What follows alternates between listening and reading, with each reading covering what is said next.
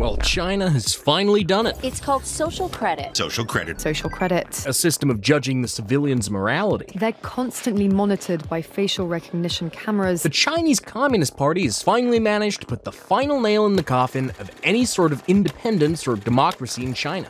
This isn't just my opinion. Take it from America's former Vice President, Mike Pence, who said this of the system. China's rulers aim to implement an Orwellian system for the so-called social credit score. Why is all this being said? Well, because of threats like this. China's government wants to eventually rate everyone on their conduct. It's a plan to regulate business and citizen behavior. The government gives you a score, and the score is a measure of how trustworthy you are as a citizen. If you do something good, you get a boost. People accused of bad behavior are being penalized. There are serious consequences. We're used to it, and anyway, we don't have a choice. It's a mess. Alarm bells are ringing the world over, as China's framework, meant to theoretically report on the trustworthiness of individuals, corporations, and governmental entities across China, now poses a greater threat to human rights than anything we've seen in the 21st century. Debates are raging all over America, Europe, and the world over whether this should even be allowed to stand or if the world should step up in the name of democracy, peace, and human rights. The first question is, what is China's social credit system at all? To understand what the system is like, we need to understand what social credit is in the first place. When the Chinese government talks about social credit, the term covers two different things. The first is traditional financial credit worthiness, and the second is social credit worthiness, a statistic that draws data from a larger variety of sectors. The first part, the traditional financial credit worthiness, is something you are all pretty much aware of, because it exists heavily in the Western culture.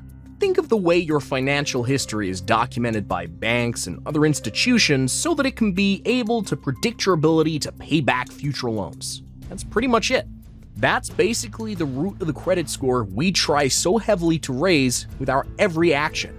However, America has had decades upon decades to perfect this system. Here, we use the FICO system, with the ultimate mark being the FICO credit scores.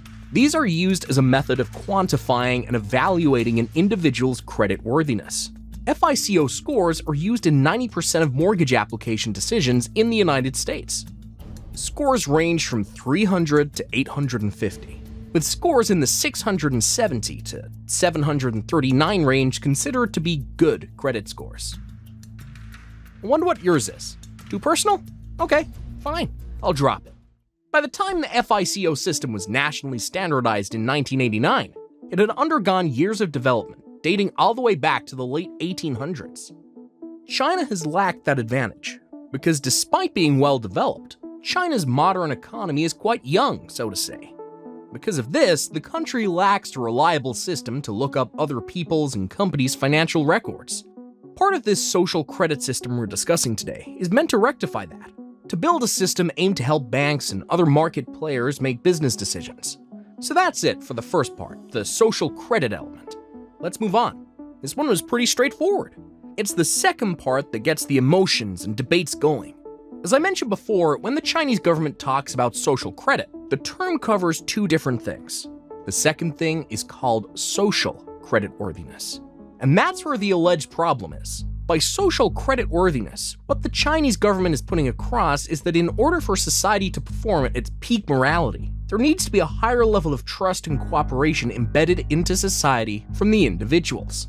That trust that is needed in society is solidified by fighting off stains to public morality. Stains like corruption, telecom scams, tax evasion, false advertising, academic plagiarism, product counterfeiting, and pollution, to say the least.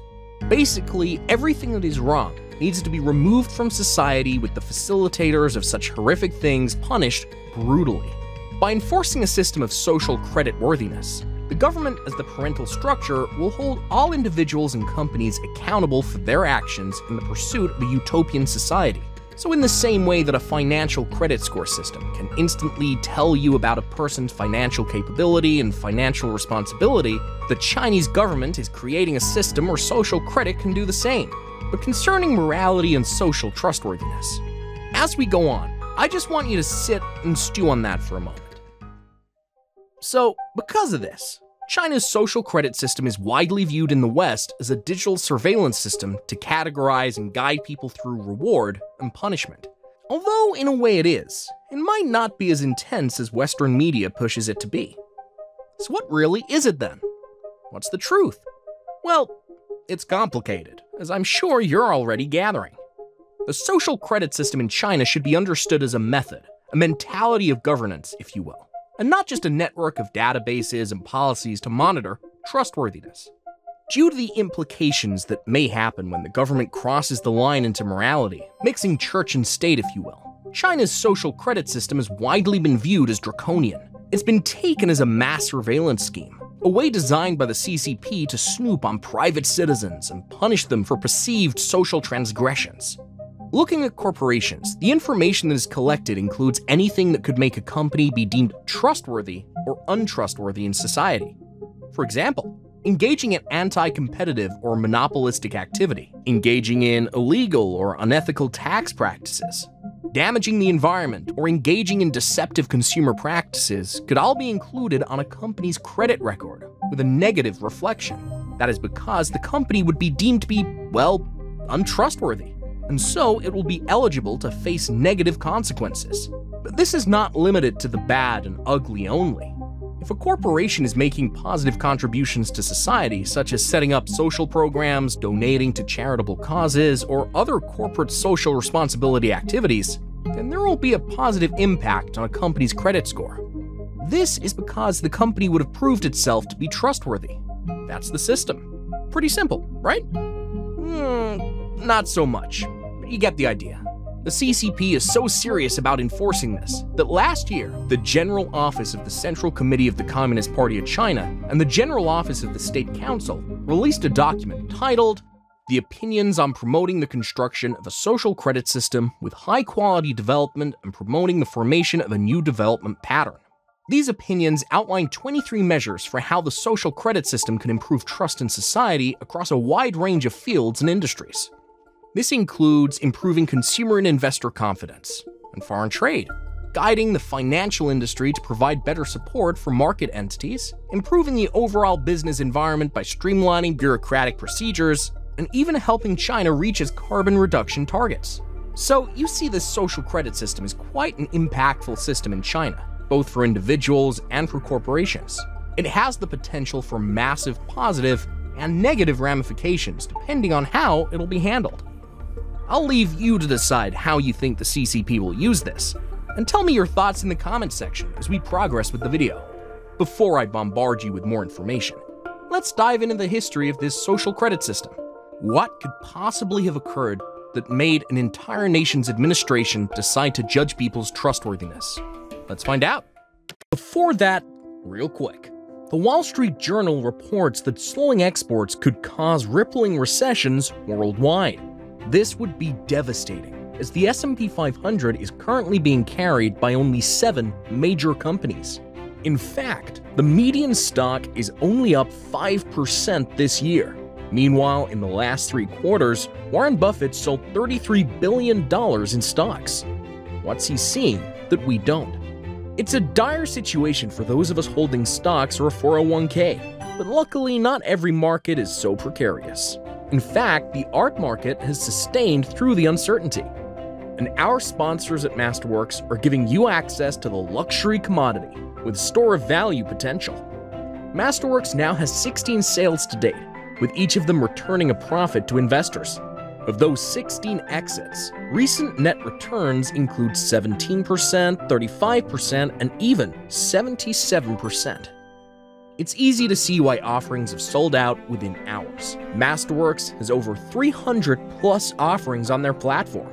Over 800,000 people have signed up so far. And with the markets rapidly approaching a crossroads, demand for Masterworks is growing by the day. But since they're a longtime sponsor, my subscribers can skip the line and start their collection today by clicking the link in the description. This entire social credit system was conceived in 1999, when then Premier Zhu Rongji sought to ease the difficulty of foreign firms in obtaining information in their Chinese partners. His crack at this was meant to make business and investments much easier, as foreign firms could have a basis of what local Chinese firms to work with. This system was to be later mentioned at the 16th Party Congress in 2002 as a part of the effort by the Chinese Communist Party to create a unified, open, competitive, and orderly modern market system. For years following that, it was discussed in official documents only in the context of market reforms.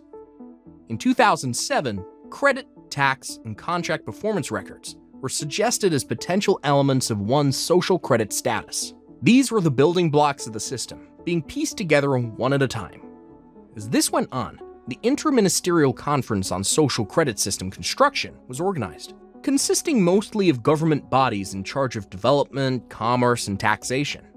This facilitated several things. For one, when a person engages in a trust-breaking behavior, the name and the social credit code of the individual will be published on the online blacklist, along with details about the deed and the following legal sanctions.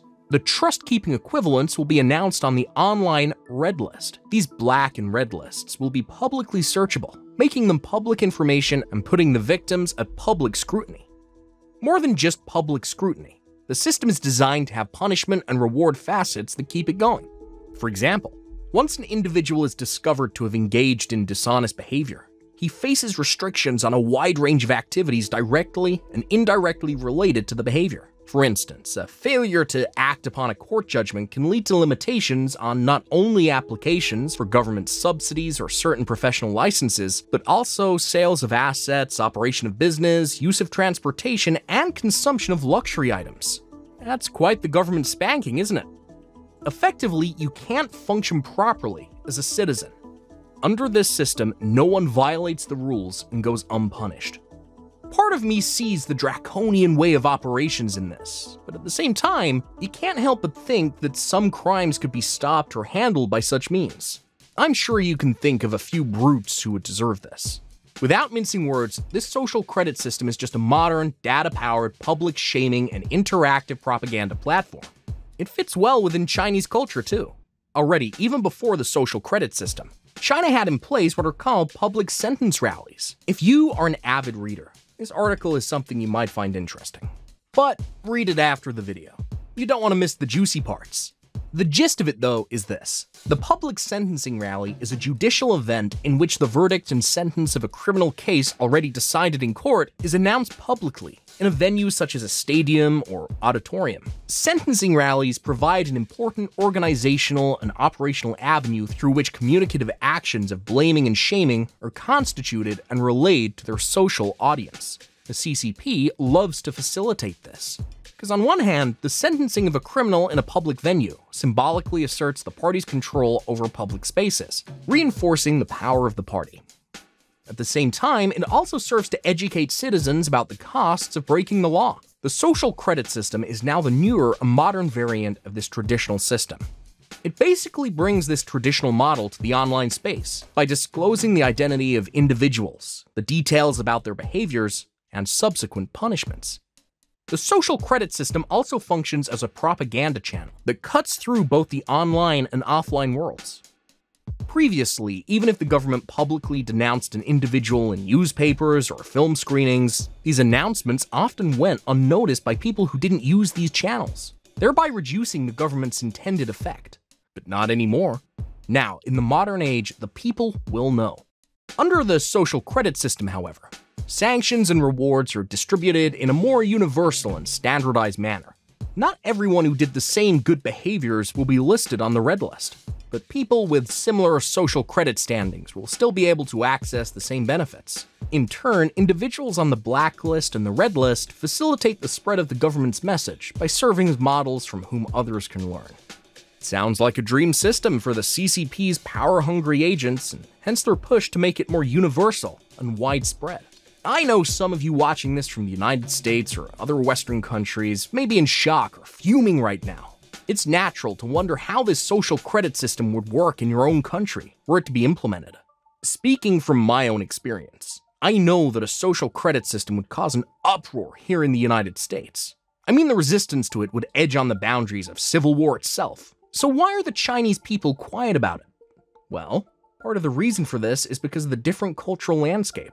It goes without saying that American and Chinese cultures are very different. While here in the US, individual liberties and privacy rights are big, Chinese society is wired a bit differently.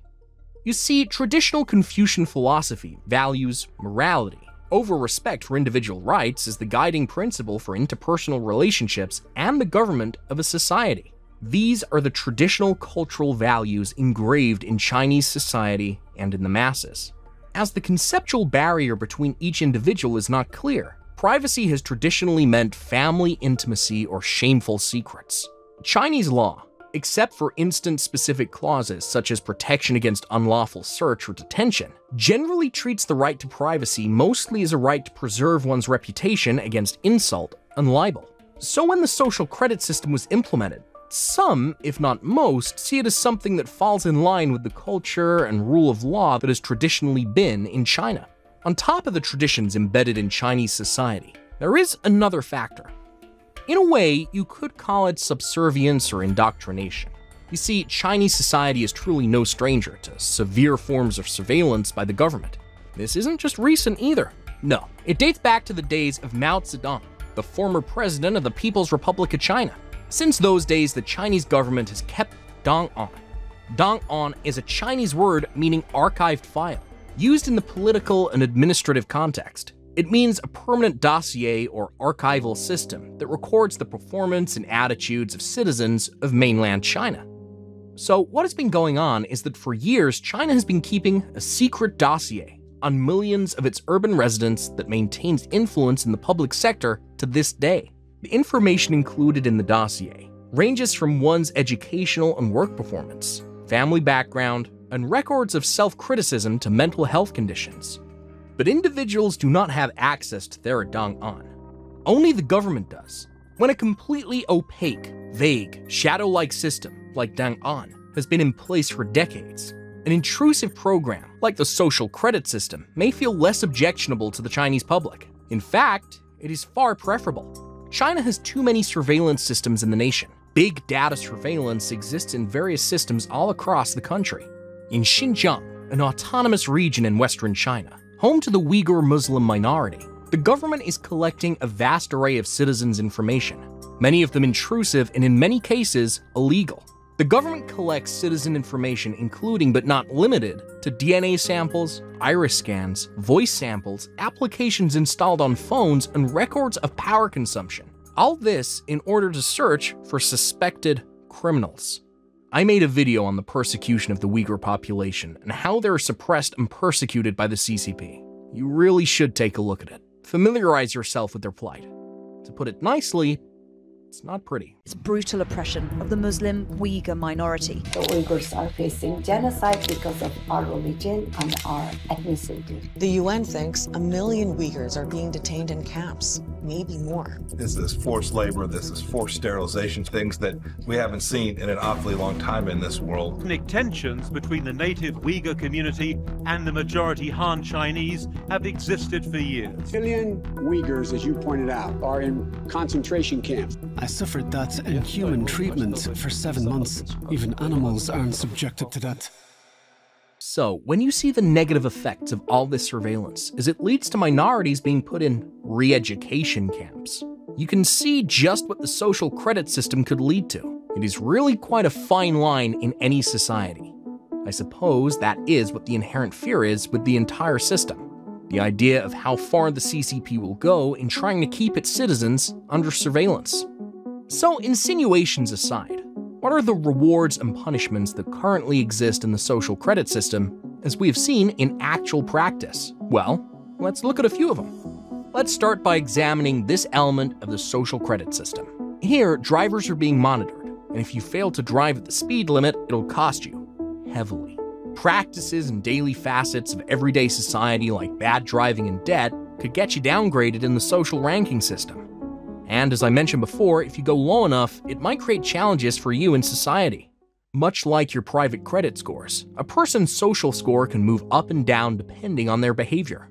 To date, we do not quite know how exactly the algorithms behind the ratings work, but examples of infractions include bad driving, smoking in non-smoking zones, buying too many video games, and posting fake news online, specifically about terrorist attacks or airport security. Anything can be a violation, even things that the CCP alone deems detrimental to society.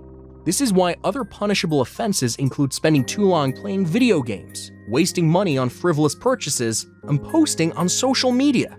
It's quite intense, isn't it? The punishments extend to companies as well. Financial firms in particular can be punished for financial fraud, evasion of bank debts, insider trading, the deployment of fake insurance policies, disinformation, and illegal fundraising, according to the Financial Review. I won't go into every punishable offense, but you get the idea. So, what kind of punishment would hurt the everyday person? How about punishments that include travel bans and slow internet? China has already started punishing people by restricting their travel, including banning them from flights. It's been recorded by the National Public Credit Information Center that authorities have banned people from purchasing flights 17.5 million times by the end of 2018. While we're still on travel, those who have lower social rankings have been barred from getting business class train tickets, and some are kept out of the best hotels. It's also been said that throttled internet speeds will be a consequence of being found on the other side by the system. The effects, or rather punishments, continue though. If found on the wrong side, you or your kids could also miss out on the best jobs and schools. Do you think this is a reach? It isn't. In 2017, 17 people who refused to carry out military service were barred from enrolling in higher education, applying for high school, or continuing their studies. A direct quotation from this article, from the South China Morning Post, said, 17 students have been blacklisted by the Chinese authorities for refusing to carry out military service. A statement from the authorities in the northeastern city of Jilin said the young men had been banned from taking government jobs or enrolling in university. They were also prohibited from taking flights and staying in hotels. The group that has been blacklisted will now be banned from leaving the country or using high-speed trains. They will also face restrictions on taking on loans and insurance, as well as buying a house or other expensive assets. They are also barred from sitting the university entrance examination and will not be allowed to enroll in any secondary institutions or repeat their current school years. They could also forget about ever getting a job with the government or government-affiliated organizations and could be fined by their local governments. The penalties fall under the country's sweeping social credit system that rewards and punishes citizens for a wide range of activities. What all this says in so many words is that their lives are destroyed. That's the kind of system the CCP has built in China. A system where freedoms can be legally right, but morally punishable. This system punishes not just the perpetrators of these acts, but their families as well, with no discrimination. In July of 2018, a Chinese university denied an incoming student his spot because the student's father had a bad social credit score for failing to repay a loan. This is just one case among thousands of students who got punished the same way for their parents' misgivings. The danger of allowing ground on such a social credit system is that it breeds room for more draconian rules, those that are a tad bit extra. Say this one, for dogs for example. The eastern Chinese city of Jinan started enforcing a social credit system for dog owners in 2017, whereby pet owners get points deducted if the dog is walked without a leash or causes public disturbances. Those who lost all their points had their dogs confiscated and had to take a test on regulations required for pet ownership. The CCP has taken naming and public shaming to a whole new level. A 2016 official government notice even encourages companies to consult the blacklist before hiring people or giving them contracts, just to make sure their social credit is in the right. That's quite something coming from the nation's officials themselves. On the brighter side, these things do not happen in the shadows. You have a fighting chance, or the illusion of one, depending on who you are. If you feel you have been wrongly put to task, you can fight it within the legal system.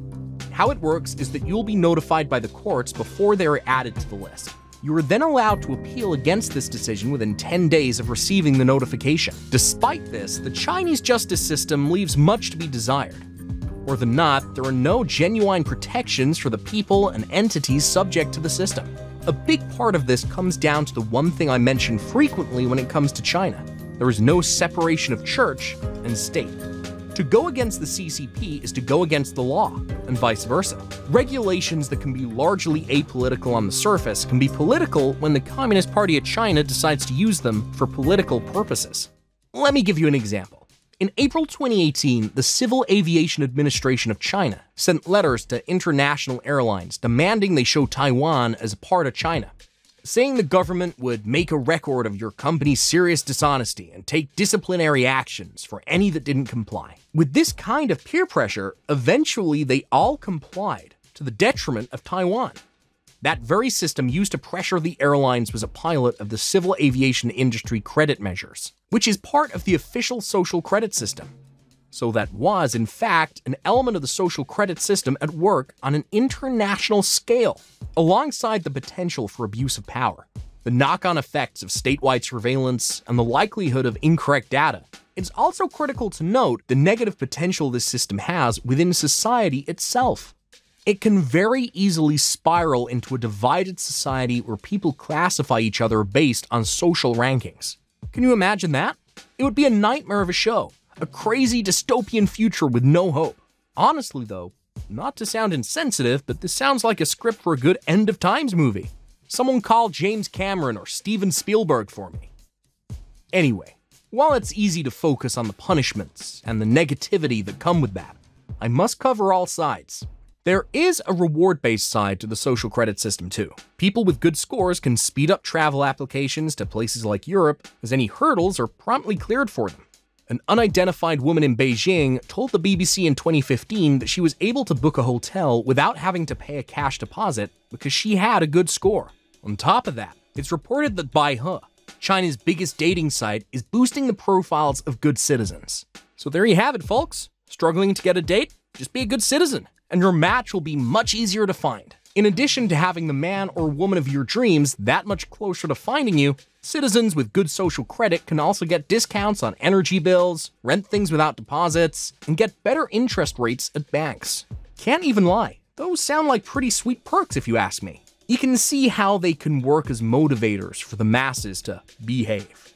As of August 2022, the province of Liaoning is even considering rewarding its residents who choose to donate blood as a way to improve overall health outcomes, according to a public statement. Quite cheeky, but I can see how the job can get done. So, having discussed all this, what does the future of China look like, and what is to become of its citizens in light of the social credit system? Well, to be frank, the full extent of the impact on social credit to Chinese citizens is impossible to say, simply because the system doesn't fully exist yet.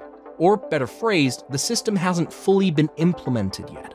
As of last year, over 62 different social credit system pilot programs have been implemented by local governments, and this number has grown even more. The pilot programs began following the release of the 2014 Planning Outline for the Construction of a Social Credit System by Chinese authorities and have continued to date, with each iteration becoming much smoother than the one before it.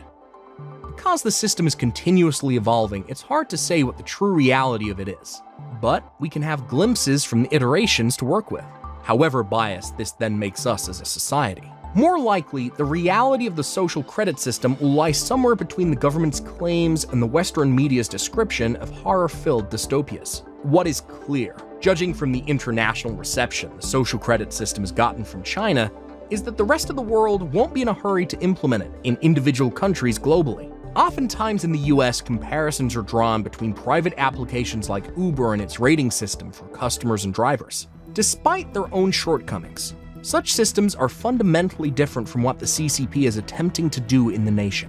Given the CCP's history with gross human rights violations, some of which are continuing to this day, it's hard to imagine a future where they do not weaponize the social credit system. It's only a matter of time before the full realities are revealed.